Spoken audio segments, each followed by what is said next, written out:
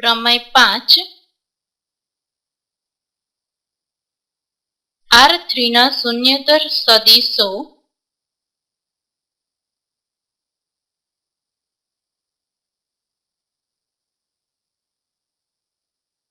x બાર અને y બાર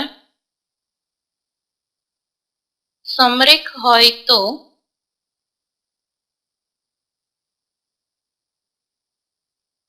અને તો જ x bar cross y bar is equals to 0 બાર. સાબિતી x બાર અને y બાર સમરેખ છે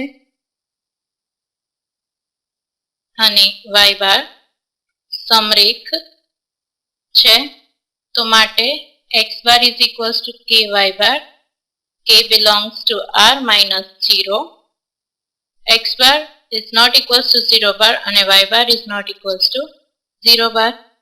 Therefore, x bar cross y bar is equals to k y bar cross y bar is equals to k into y bar cross y bar is equals to 0 કારણ કે બંને સમાન હાર થઈ જશે એટલે ધારો કે હવે એનાથી ઉલટું ધારીએ, આથી ઉલટું ધારો કે x bar cross y bar is equals to 0 bar શું થઈ જશે માટે x bar dot y bar is equals to માનાંકમાં x bar into માનાંકમાં y bar. તો આ શું હતું લાંગરાજનો નિત્યસમ હતો એની ઉપરથી, તો માટે કોસી સ્ક્વાર્ટ્ઝની અસમતા પરથી કોસી સ્ક્વાર્ટ્ઝની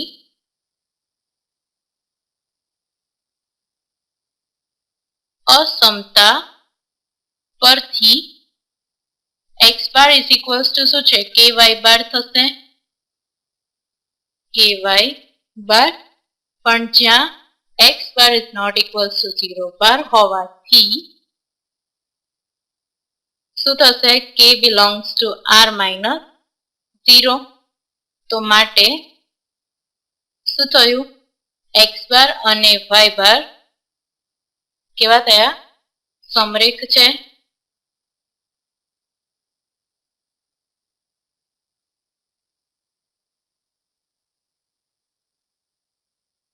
સમતલ્ય સદિશની વ્યાખ્યા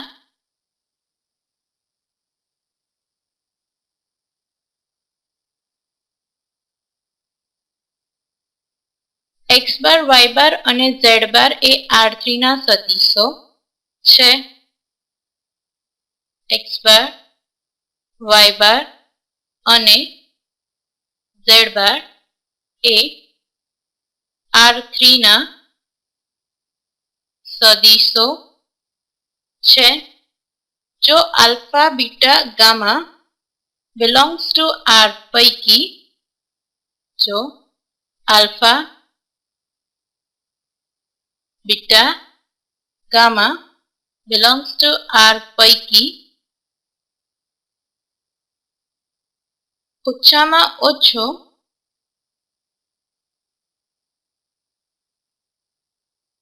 એક શૂન્યતર હોય, એક શૂન્યેતર હોય અને alpha x bar plus beta y bar plus gamma z bar is equals to 0 bar થાય તો x bar y bar z બાર ને સમતલ્ય સદિશો કહે છે. x બાર y બાર અને z બાર ને સમતલ્ય સદિશો કહે છે. જો x bar y bar z બાર એ સમતલ્ય ન હોય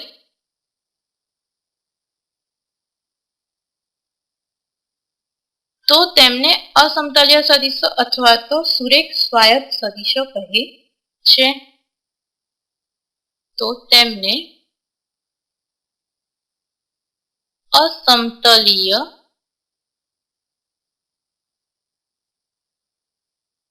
સદિશો અથવા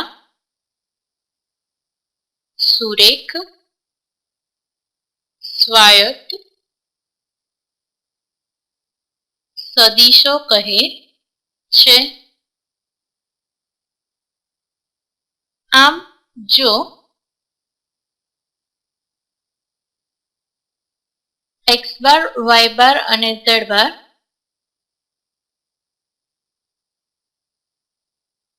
અસમતલીય સદિશો હોય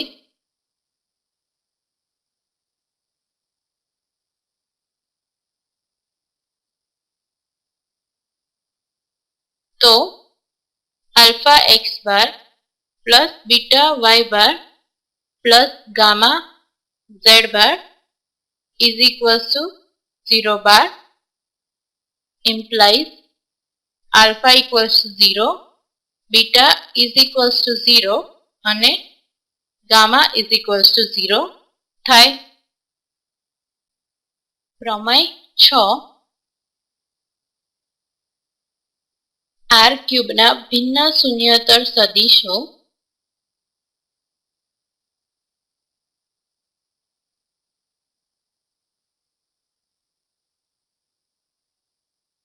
x bar y bar z બાર સમતલીય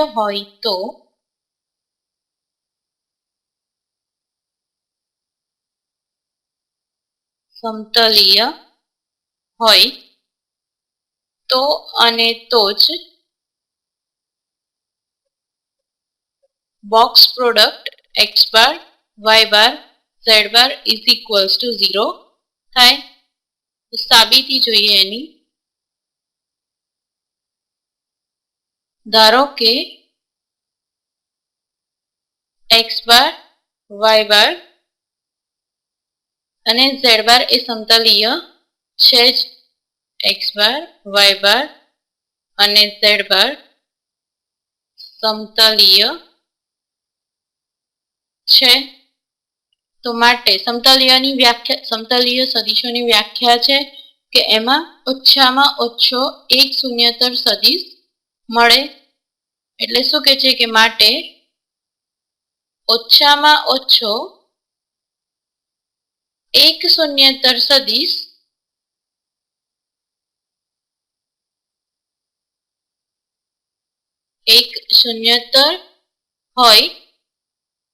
સદિશ હોય તેવા આલ્ફા બીટા અને ગામા બિલોંગ્સ ટુ આર મળે કે જેથી alpha x bar plus beta Y bar plus gamma Z bar is equals to 0 bar થાય. હવે ધારો કે gamma is not equals to 0 હોય તો z bar is equals to minus alpha upon gamma x bar plus કૌંસમાં minus beta upon gamma y bar.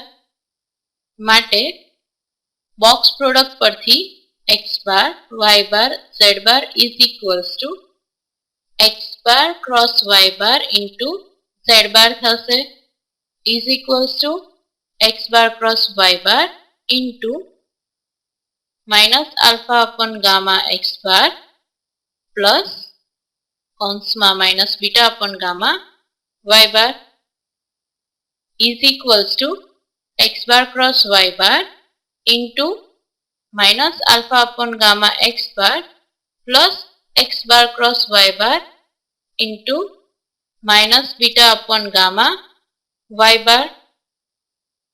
તો અહીંયા તો આલ્ફા અપોન ગામા અને બીટા અપોન ગામા તો અચળ છે તો કોમન કાઢી લઈશું. તો માઇનસ આલ્ફા અપોન ગામા કૌંસમાં x bar cross y bar into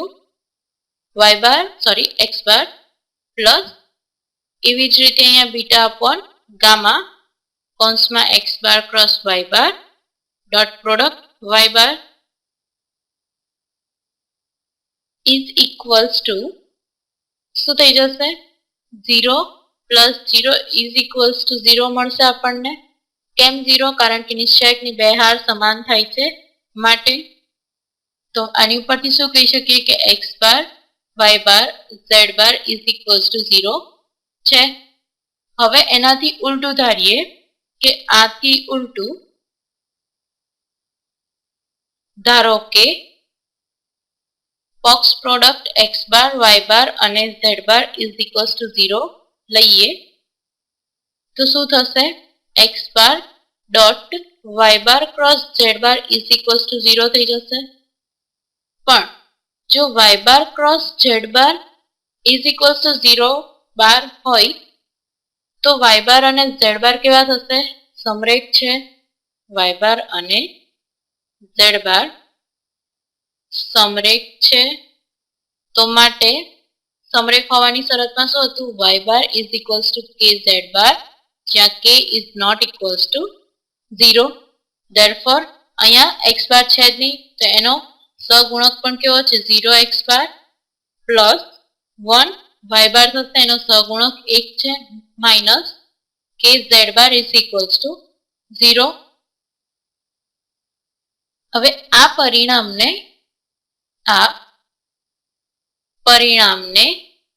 alpha x bar plus beta y bar plus gamma z bar is equals to 0 બાર સાથે સરખાવતા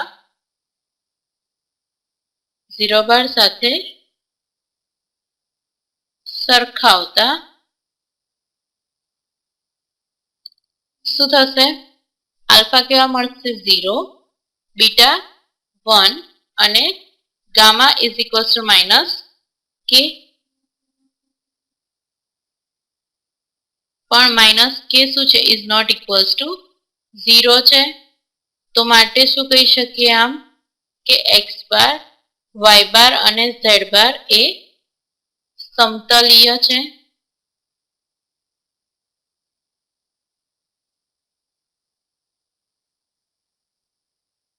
હવે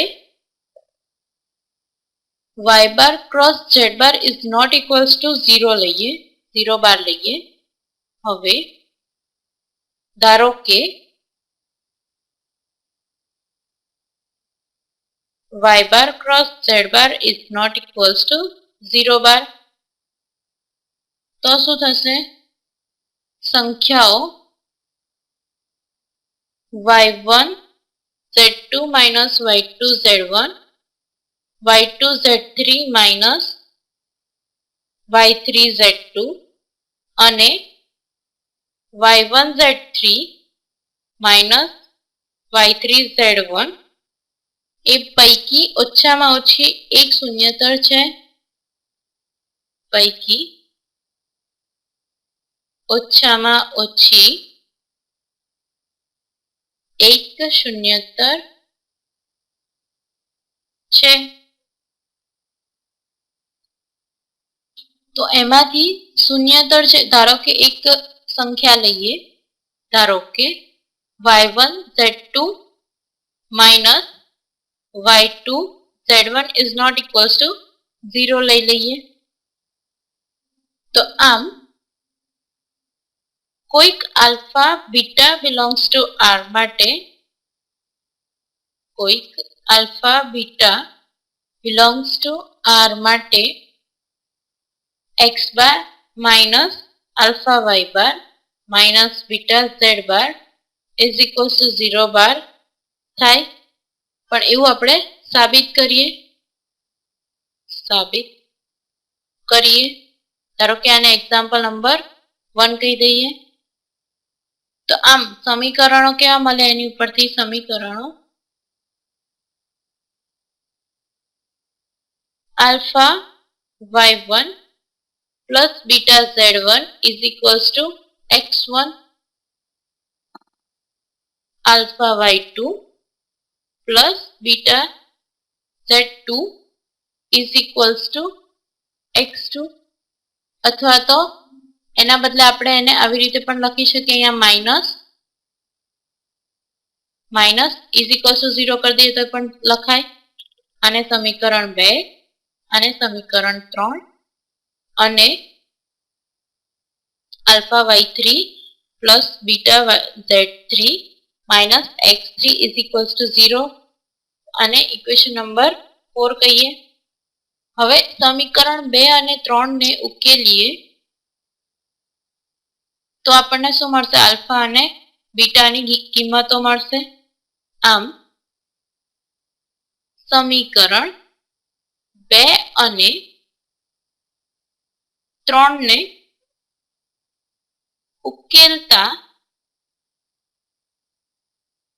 ઉકેલતા આલ્ફા અને બીટાની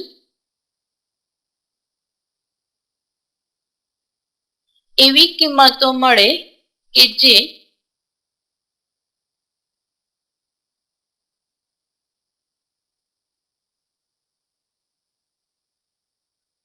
સમીકરણ 4 નું સમાધાન કરે. કેમ કરે? કારણ કે x bar y bar z bar is equals to 0 થાય માટે. તો આમ alpha y bar plus beta z bar is equals to x બાર થાય, જ્યાં alpha beta belongs to R થશે. અહીં શું થશે? એનો આપણે બધાના સહગુણક લખીએ તો 1 into x bar minus alpha y bar minus beta z bar is equals to 0 bar થાય. તો therefore x bar minus alpha y bar minus beta z bar is equals to 0 bar માં ઓછામાં ઓછો એક સહગુણક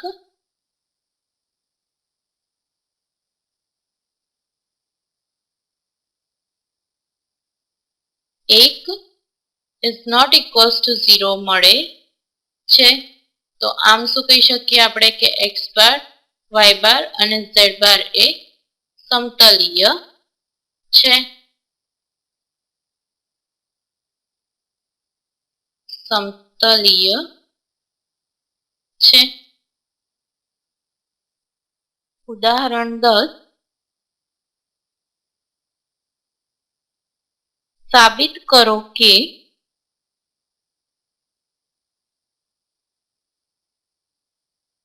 -1 0 1 -1 0 -1 1 અને -1 1 0 અસમતલીય છે. અસમતલીય તથા પ્રત્યેક x bar belongs to R cube ને પ્રત્યેક x bar belongs to R cube ને x bar is equals to alpha -1 0 -1 plus beta 0 -1 1 plus gamma -1 1 0 સ્વરૂપમાં દર્શાવી શકાય, જ્યાં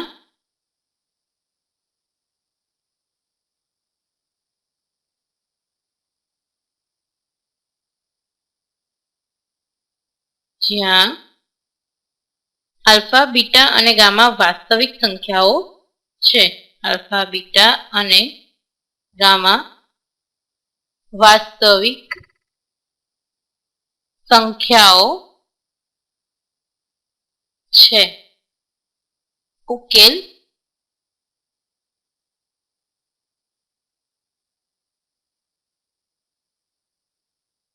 તો પહેલું તો શું કરવાનું? આપણે x બાર શોધીએ,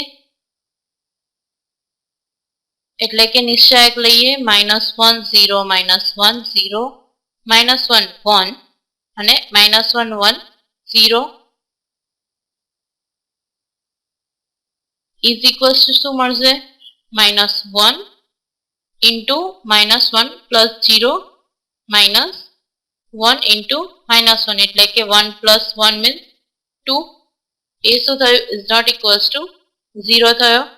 તો માટે -1 0 -1 0 -1 1 અને -1 1 0 એ કેવા છે અસમતલીય છે.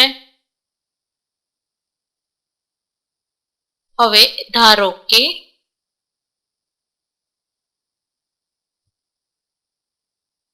x bar is equals to alpha -1 0 -1 plus beta 0 -1 1 અને gamma plus gamma is equals to -1 1 0 છે જ્યાં alpha beta gamma belongs to R અને x bar શું છે x1 x2 x3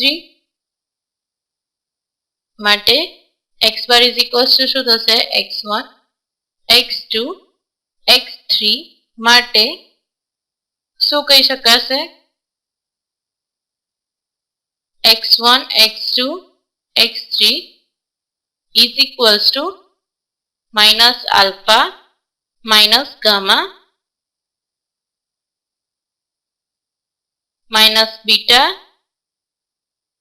plus gamma minus gamma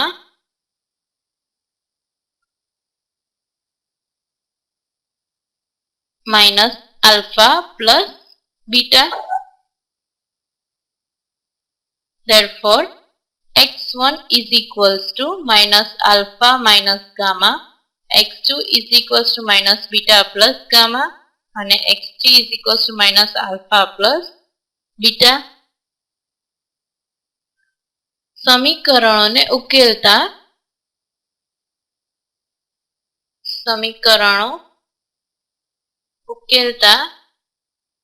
શું મળે alpha is equals to minus x1 plus x2 plus x3 divided by 2. Beta is equals to x3 minus x1 minus x2 divided by 2 and gamma is equals to x2 plus x3 minus x1 is divided by 2. તો માટે શું કહી શકાય x bar is equals to minus x1